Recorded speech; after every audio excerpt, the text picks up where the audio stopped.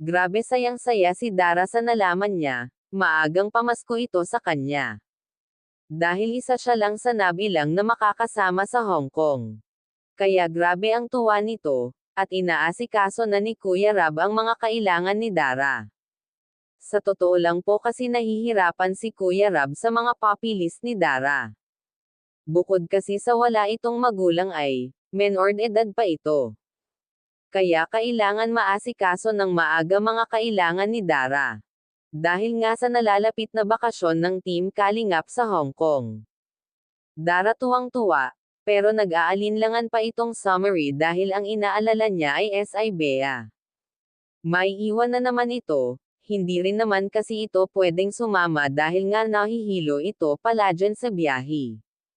Baka maestris lamang ito sa mahabang biyahe, pero alam naman natin ang totoo po kasi napakalaking tulong ang pagdating ni Kuya Rab sa buhay nila.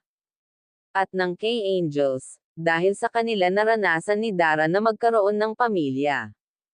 At napamahal na siya sa K-Angels, at kay Kuya Rab na itinuturing na niyang kuya. Kung saan nga nag-i-enjoy na si Dara na kasama ang Team Kalingap. Dahil nasanay na si Dara na maging party ng team. Sabi nga ni Kuya Rab ang bawat benepisyaries na willing at gusto manatili sa kanya ay welcome palagi sa kanila. Kaya nga sabi ni Kuya Rab ay, one Kalingap one pamilya. Ang ibig sabihin ay pagkailangan nila ng tulong ay pwede nilang tawagan si Kuya Rab at tutulong naman daw siya sa abot ng kanyang makakaya.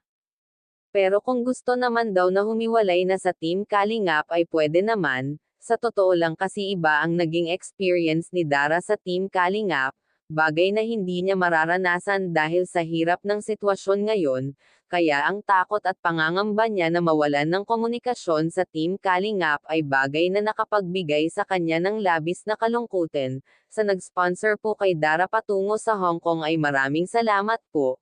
Kita naman po nating sa mga ngiti ni Dara, na excited na ito.